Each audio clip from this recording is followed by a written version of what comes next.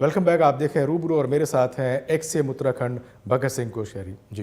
जिस तरीके से कहा आपने कि परिकल्पना जो की थी वो यथार्थ में अभी तक नहीं बन पाई, लेकिन क्या ये भी परिकल्पना की थी बीजेपी ने उत्तराखंड में कि जिस तरीके से भी चुनाव के जो परिणाम आए ऐसे होते?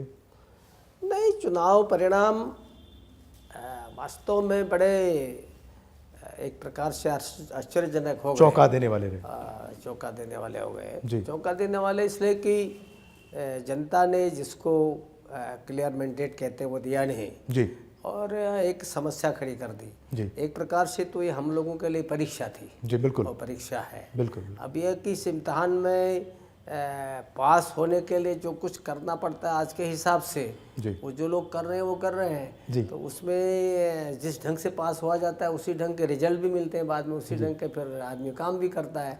तो एक प्रकार से हम लोग आश्वस्त थे कि हम लोग विजयी होंगे। लेकिन वजह क्या रही? जो पासिंग मार्क जो मिलना चाहिए था, जो मैंडेट मिलना चाहिए था, वो नहीं मिला। आखिर क्यों नहीं, उसका मुझे क्या कारण लगता है कि चूँकि दोबारा जब खंडूरी जी बने और लोगों को लगा कि भाई कोश्यारी जी, खंडूरी जी और सब मिलकर के सब काम कर रहे हैं जी तो ये निश्चित रूप से बहुमत आ जाएगा। तो कहीं ना कहीं थोड़ा ओवर कॉन्फिडेंस कार्यकर्ताओं में हो गया जी। और उससे जैसा हमको रिस्पॉन्स मिल रहा था, जैसी जनता हमारे मीटिंगों में आ रही थी या सब कुछ हो रहा था, उससे लग रहा था कि आएंगे तो कहीं कुछ रिस्पॉन्स होगा। और कुछ कहीं ना कहीं मुझे अब ऐसा लगता है कि दुर्भाग्य ये है, भाजपा हो या कांग्रेस हो, और उसमें कहीं न कहीं जिसको सबटेज कहते हैं या अंदर से कहीं न कहीं भीतरघात करता है, कहीं न कहीं दोनों पार्टियों में इस प्रकार का एक मुझे इस बार देखने को मिला, जो एक प्रकार से उत्तराखंड जैसे राज्य के लिए बड़ा दुखद है। पर अच्छा, दुखद ये भी रहा कि जिस तरीके से कोश्यारी जी के चौंका देने वाला एक तो रिजल्ट जो आपको उम्मीद नहीं थी, दूसरा ये कि जो सिटिंग सीएम है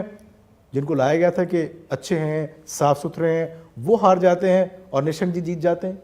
हाँ, तो माने निशंक जी जीते तो उसमें कोई ऐसा प्रश्न चिन्ह की बात नहीं है, लेकिन प्रश्न चिन्ह ये है कि आखिर मुख्यमंत्री हार गए और इसीलिए मैंने इसको कहा कि ना हमारे लिए भी थोड़ा आश्चर्य का विषय है। और हम कोशिश करेंगे कि भाई आखिर हम गहराई में जाएंगे।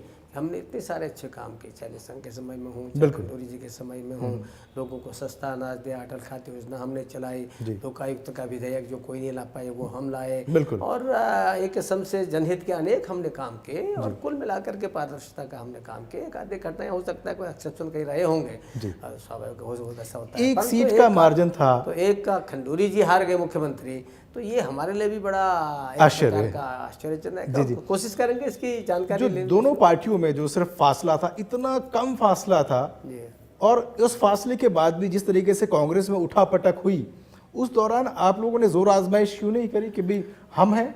नहीं, वो चूंकि वो हमसे एक आगे थे और स्वाभाविक रूप से जो सबसे बड़ा कारण क्या था कि 3 निर्दलीय थे और 3 बसपा के थे। तो जब तक बसपा का कोई कहते कि हमारे साथ आता नहीं या कांग्रेस से तोड़ करके हम नहीं लाते, हम कांग्रेस से तोड़ के लाने के मूड में नहीं थे। हमारा विचार ये था कि बसपा हमारा साथ दे, लेकिन चूंकि बसपा के अपने कंपल्सन्स थे, जब उन्होंने हमारा साथ नहीं दिया तो फिर हमने उसको बहुत ज्यादा प्रयास करने का हमने सोचा इसमें कोई अर्थ नहीं है। यदि बसपा हमारा शुरू में साथ दे देती तो इंडिपेंडेंट लोग साथ आने को तैयार थे और उसमें सरकार बन जाती। तो ये बसपा की मजबूरी ही एक ऐसी थी कि जो उनको कांग्रेस के निकट ले गई और उनको कांग्रेस के निकट ले जाने के बाद भी जो कांग्रेस के अंदर का अंतर्कलह है, मैं सोचता हूँ कि वो प्रदेश के लिए बहुत अच्छा नहीं है। और मैं तो बहुत बार कहता हूँ कि अगर थोड़ा सा भी हमारे भगोड़ा जितने अच्छे परिवार के हैं, स्वयं भी जज रहे हैं, सज्जन आदमी हैं, उनको सोचना चाहिए कि भाई जब उनका इतना अंतर्विरोध हो रहा है ना, और हमारे भी समय में विधायकों ने, खंडूरी जी जैसे इतने श्रेष्ठ व्यक्ति का विधायक होने का तो विरोध क्या था, तो नुकसान हमको उठाना पड़ा। तो अल्टीमेटली जब सारे विधायक और अधिकांश विधायक उनके खिलाफ हैं तो खंडूरी जी की छवि तो और कहीं ऊंची थी, तो कहीं ना कहीं हमको उसके कारण से फिर भी हानि उठानी पड़ी। क्योंकि बीजेपी की क्या रणनीति होगी अब जिस तरीके से अभी हालात हैं? क्या आप कहेंगे उनको कि आप सदन में जाकर के बहुमत साबित करें? क्योंकि बहुमत साबित करने के लिए दे रखा है तो कहने की आवश्यकता नहीं है, क्योंकि हम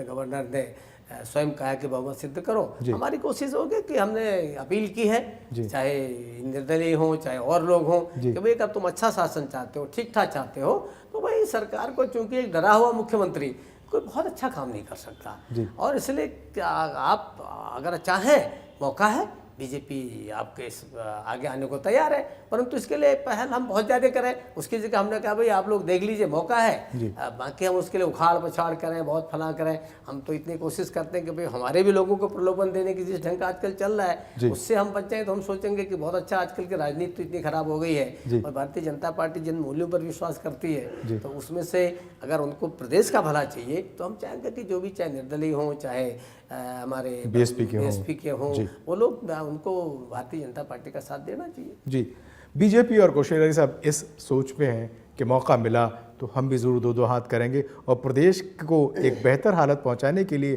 फिर से हो सकता है कि दोबारा कमल खिलाने की कोशिश करेंगे। फिलहाल लेते हैं एक ब्रेक के बाद फिर इस बात पे बने रहेंगे।